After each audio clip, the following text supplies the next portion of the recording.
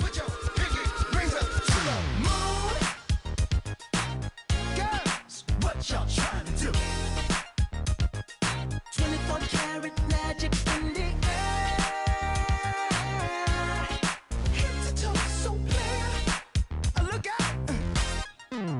Pop, pop, it's showtime. Showtime, showtime, showtime. Guess who's back again? Oh, they don't know. Downtown. Oh, they don't know. Downtown. I bet they know as soon as we walk in. Showed up. I'm wearing Cuban links. Yeah. Designer mix. Yeah. Inglewood's finest shoes. Whoop, whoop. Don't look too hard, might hurt yourself. Known to give the color red the blues. Woo, shit.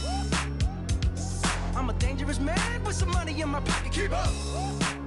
So many pretty girls around me and they're waking up the rocket. Keep up. Why you mad? Fix your face. Ain't my fault they all be jocking. Keep up. Players only. Come on, put your pinky rings up to the moon. Girls, what y'all trying to do? 24 karat magic in the air. Head to toe, so clear. Look out. Second verse for the hustlers. Hustlers. Gangsters. Bad bitches and your ugly ass friends. I cannot preach. I cannot preach. I gotta show them how a pimp get it in. First, take your sip. Do your dip. Spend your money like money ain't shit. Ooh, ooh. We too fresh. Got to blame it on Jesus. Hashtag blessed. They ain't ready for me. I'm a dangerous man with some money in my pocket. Keep up.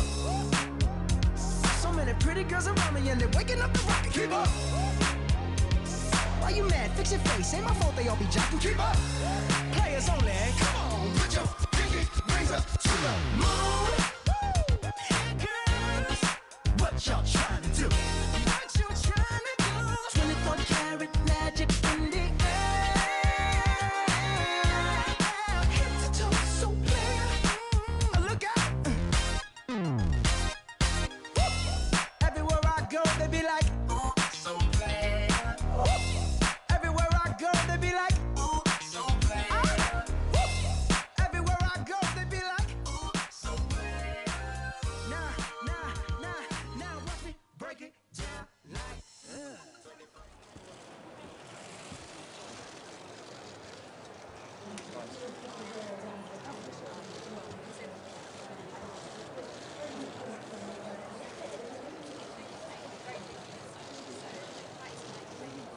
So, hi everyone. It's a pleasure to be here.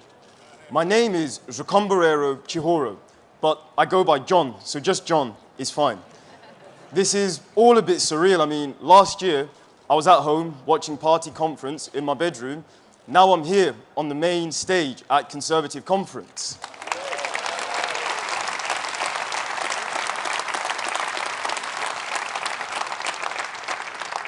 So I'd like to tell you all a bit about how I got here.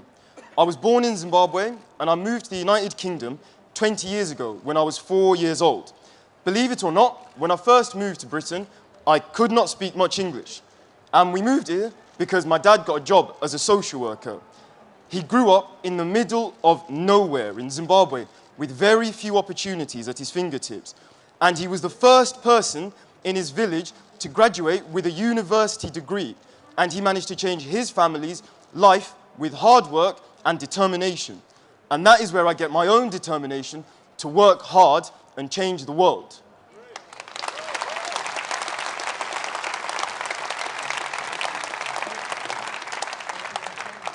So I went to a regular comprehensive school right in the heart of South Birmingham. And when I finished my A-levels, I went on to university to study history. And during my time at university, I had a part-time job at Nando's, and I've heard it's the person I'm about to introduce his favourite takeaway. I wish I'd known. I could have gotten him a discount on his medium hot wings and broccoli. So after I finished university, I found myself unemployed. And like so many other young people, I was pretty nervous to be searching for a job at such an uncertain time for businesses. But the hunt was on. And it was only when I saw a job advert on Instagram of all places that I got my first break. And initially, when I first asked about the job, I was told, oh, it had already been taken. However, there was a slight glimmer of hope because the company offered me a few weeks of work experience. And then on my last day of work experience, when I was getting ready to pack up my desk and say goodbye to all the amazing people that I'd met, my manager called me into his office and said, things are pretty tough at the minute, but we'd like to keep you on through something called Kickstart. And that is how I became RMF Group's first Kickstarter.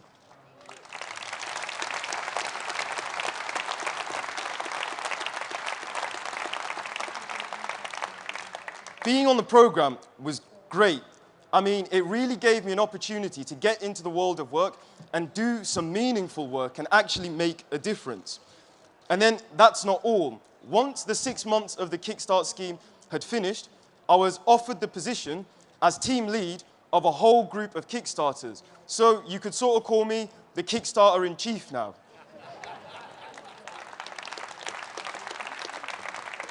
And thanks to this scheme, a whole range of opportunities have opened up in the post-pandemic world that simply did not exist a year or so ago. I've had the opportunity, in a very difficult situation, to start my career and progress. My colleagues and I are very blessed to have been given that opportunity, and I have no doubt that we have a Chancellor who believes in young people. People like me, who started at Nando's, but are now Kickstarter-in-chief, and at the beginning of an exciting and rewarding career.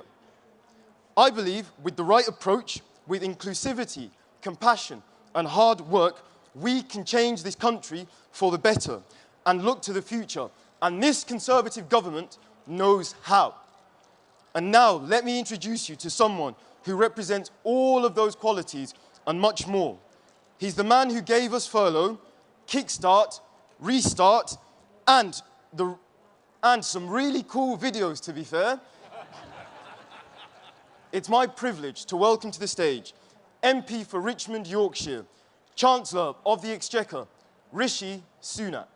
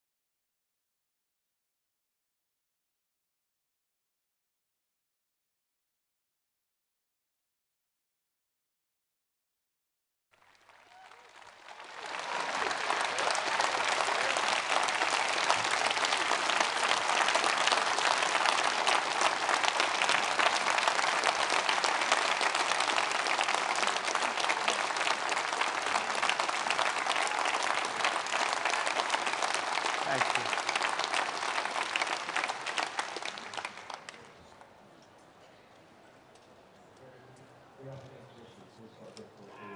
Whatever it takes. That phrase and those press conferences were my introduction to so many of you as Chancellor. It was daunting to face such a challenge in my first days in office. And what it also meant is that more than a year has gone by before I'd have the chance to meet you all properly. And that's why these last few days have been such a joy, meeting you all face to face and hearing so many of you say to me, "Wow, you're even shorter in real life."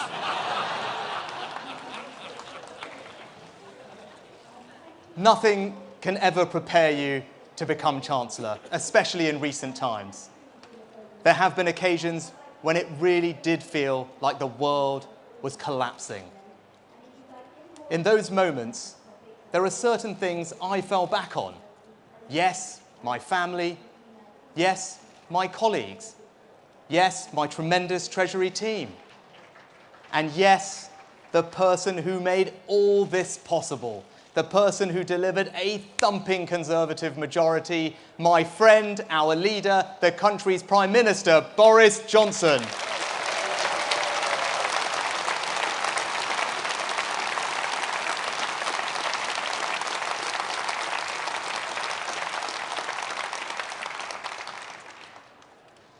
But the other thing I fell back on is something we all have in this room. Our values, our conservative values. I believe in some straightforward things. I believe that mindless ideology is dangerous. I'm a pragmatist. I care about what works, not about the purity of any dogma. I believe in fiscal responsibility. Just borrowing more money and stacking up bills for future generations to pay is not just economically irresponsible, it is immoral. Because it's not the state's money, it's your money. I believe that the only sustainable route out of poverty comes from having a good job. It's not just the pounds it puts in your pockets, it's the sense of worth and self-confidence it gives you. So I will do whatever I can to protect people's livelihoods and create new opportunities too. And when it comes to those new opportunities, I am very much a child of my time. I spent the formative years of my career working around technology companies in California. And I believe the world is at the beginning of a new age of technological progress, which can bring jobs, wealth, and transformed lives. So, pragmatism, fiscal responsibility, a belief in work, and an unshakable optimism about the future. This is who I am. This is what I stand for. This is what it will take, and we will do whatever it takes.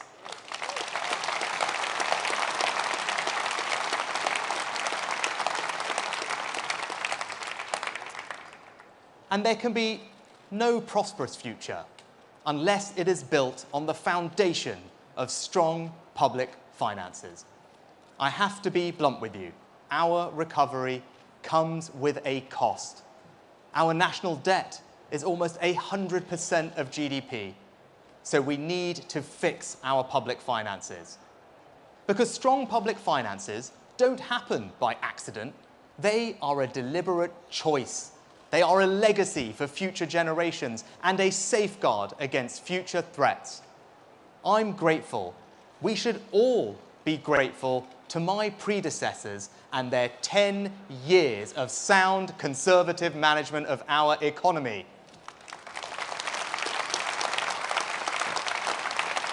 They believed in fiscal responsibility. I believe in fiscal responsibility, and everyone in this hall does too. And whilst I know tax rises are unpopular, some will even say unconservative, I'll tell you what is unconservative. Unfunded pledges, reckless borrowing, and soaring debt. Anyone who tells you that you can borrow more today and tomorrow will simply sort itself out just doesn't care about the future. So yes, I want tax cuts, but in order to do that, our public finances must be put back on a sustainable footing. Now, Labour's track record on the public finances speaks for itself. Since 2010, we've had 5 Labour leaders, 7 shadow chancellors, and innumerable spending pledges. And in all that time, they still haven't got the message. The British people won't trust a party that isn't serious with their money, and that's why they vote Conservative.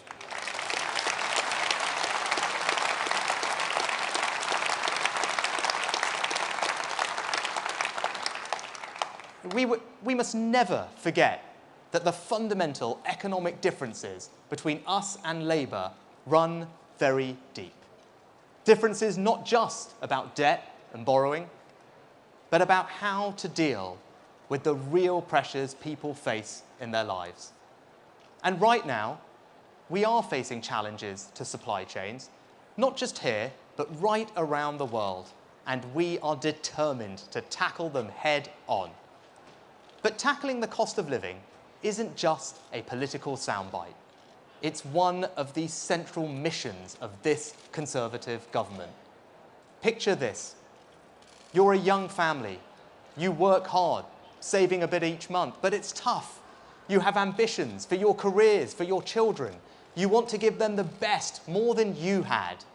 Now you tell me, is the answer to their hopes and dreams just to increase their benefits?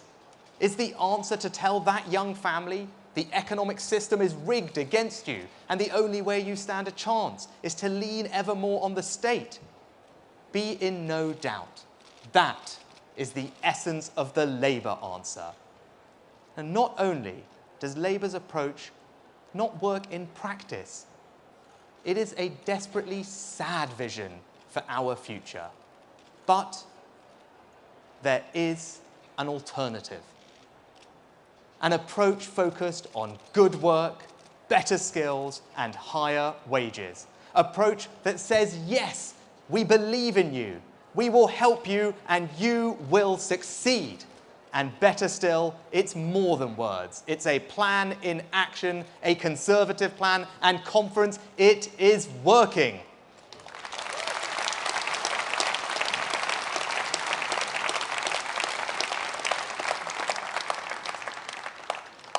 Governments rarely get to set the tests by which they will ultimately be judged. And our test is jobs. Remember, as economies around the world pulled the shutters down, forecasters were predicting unemployment to reach 12%. Millions of people were on the precipice of losing their jobs, their livelihoods, their homes. Well, the forecasts were wrong. The unemployment rate is at less than 5% and falling. That's lower than France, America, Canada, Italy, and Spain. And we now have one of the fastest recoveries of any major economy in the world. Now, it wasn't that the forecasters had bad models, no. It's just their models did not take account of one thing. And that was this Conservative government, our will to act, and our plan to deliver.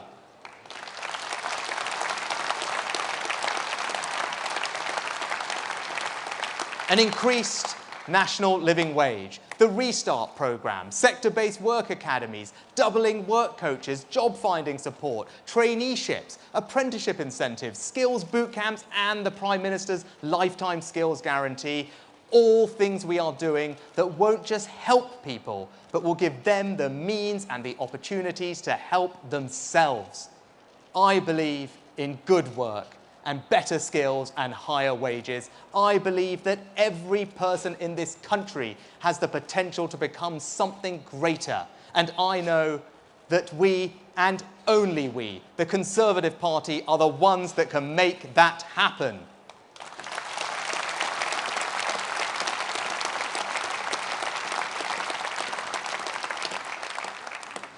And our economy cannot be what we need it to be without the courage, creativity, and sheer force of will that each new generation brings. Yet, at its peak, just under 1 in 3 workers under 25 were on furlough. 1 in 3. That's 1 million people who didn't have the fallback of a career history or a network of contacts, and in many cases hadn't even moved into their first real job. So what did we do? We created the Kickstart scheme, up, running, and working in a matter of months. A landmark programme that is helping young people start exciting new careers.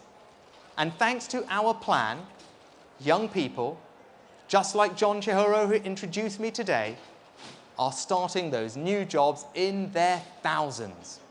So, to give more young people the same chance as John, I can confirm that we are expanding our successful plan for jobs into next year. The Kickstart scheme, extra support through the youth offer, the job entry targeted support scheme, and our apprenticeship incentives, all extended because we believe in the awesome power of opportunity, and we are going to make sure that no young person in our country is left without it.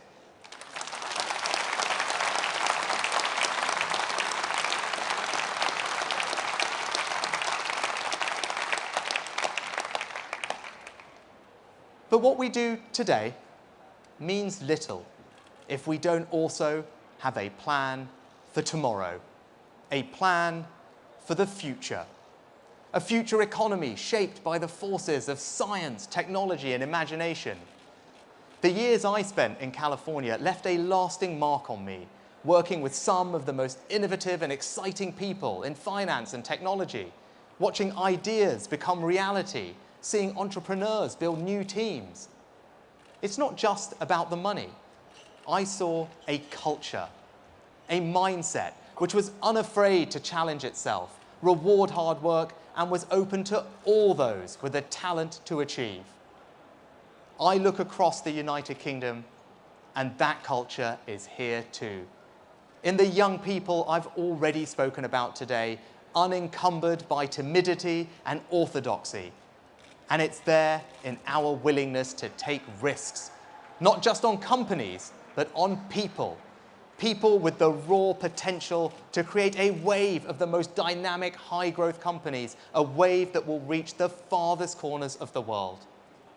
That optimism, that unshakable belief that the future can be different and better, was also at the heart of Brexit. I remember, over 5 years ago, being told that if I backed Brexit, my political career would be over before it had even begun. Well, I put my principles first, and I always will.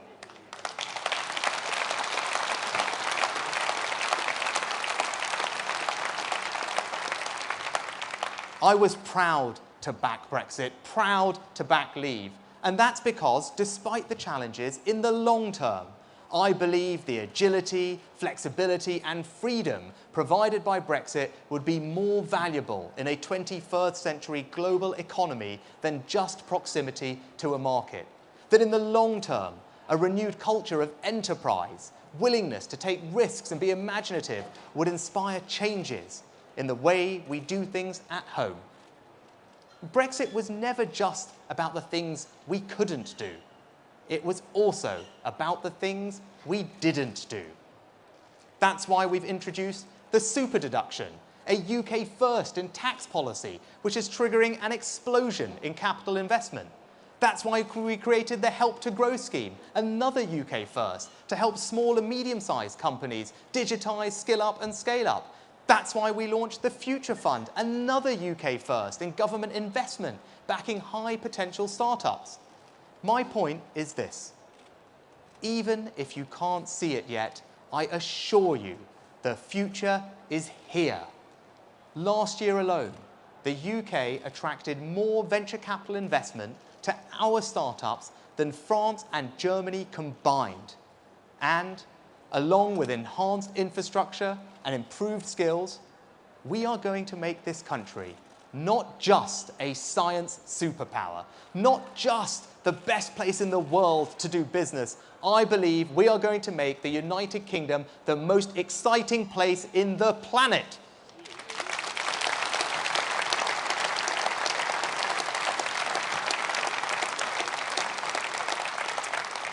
Take artificial intelligence, once the stuff of science fiction. Now it's reality, and we are a global leader. The steam engine kicked off the Industrial Revolution. Computers delivered automation. The internet brought information exchange. And as the latest general-purpose technology, AI has the potential to transform whole economies and societies.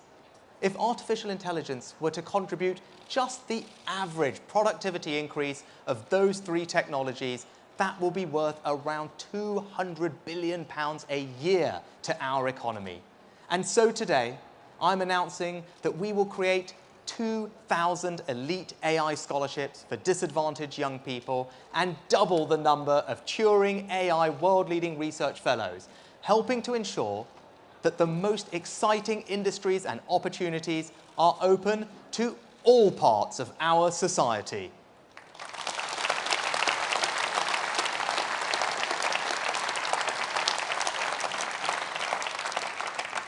New policy focused on innovative technology, supporting jobs for the next generation, a sign of our ambition for the future. Because that's why we are here, all of us. That's why we became members of the Conservative Party. That's why you all give up so much of your time sacrificing things that are important to you in order to help build a better future. You know, the longer I spend in this job, the more I realise that the worst parts of politics are driven by fear. Fear of change, fear of losing, the fear of being wrong, even fear of the future. And when people get scared, they create divisions.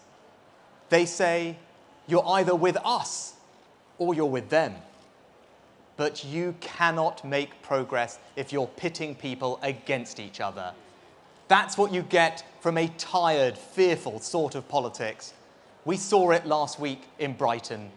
It's not just that Labour don't like us, they don't even like each other.